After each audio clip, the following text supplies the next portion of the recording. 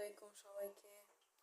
আজকে আমি দেখাবো খুবই সহজে খুবই ইউনিক একটা রেসিপি, লাউয়ের খোসা ভর্তা।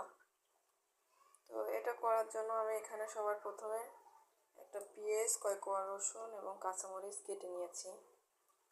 তো এখানে একটু সরিষার তেল দিলেও হবে, সয়াবিন তেল দিলেও হবে। দিয়ে এখানে আমি এটা ভেজে নেব।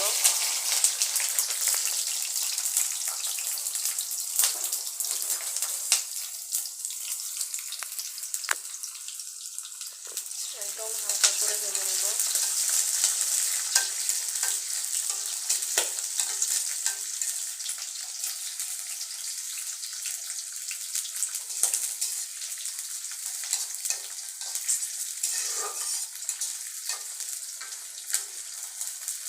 এগুলো সব আমি আগে দিয়ে প্রসেস করে রেখেছিলাম।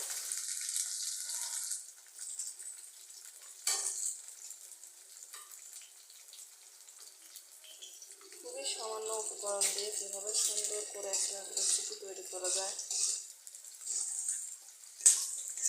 খুবই একদম ঘরোয়া পদ্ধতি, ঘরোয়া রেসিপি আর কি।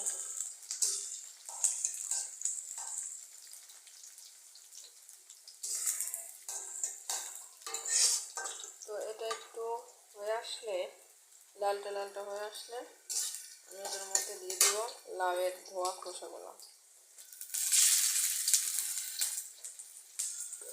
আমি এখানে লাউয়ের খোসাগুলো কাটিনি, কারণ এটা শিলপাটায় বাটতে হবে।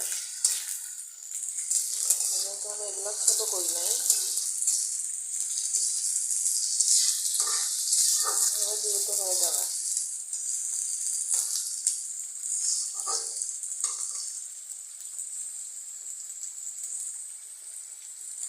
মাঝে এখানে আমি কিছু দিব না, অ্যাড করবো না।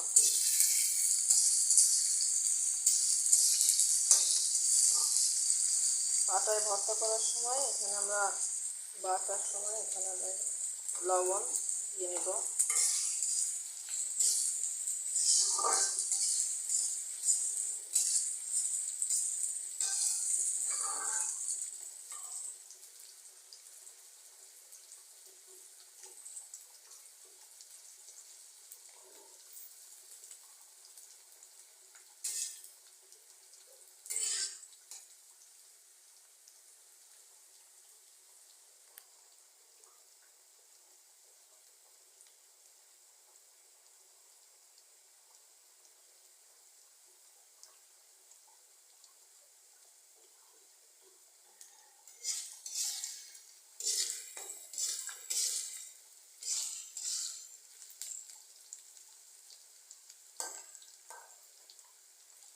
একটু চেক করে নিব, দেন আবার কিছু সময় রাখবো।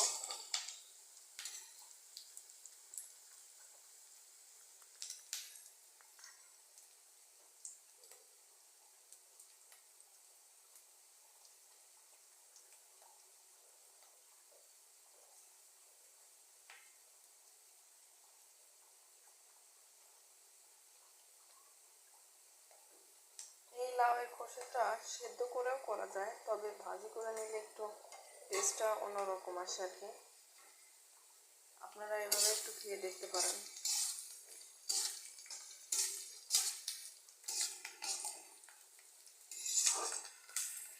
আর আমি এখানে অনেকগুলো বেশি কাঁচামরিচ দিয়েছি যেন ঝালটা একটু বেশি হয়।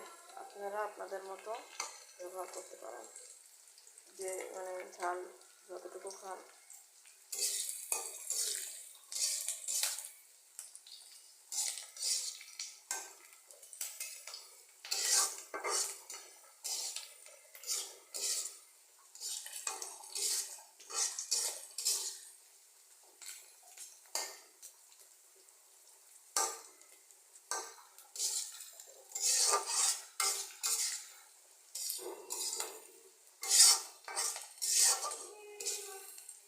এটা এখন বাটার জন্য রেডি। আমি চুলাটা অফ করে এটা বেটে নিই।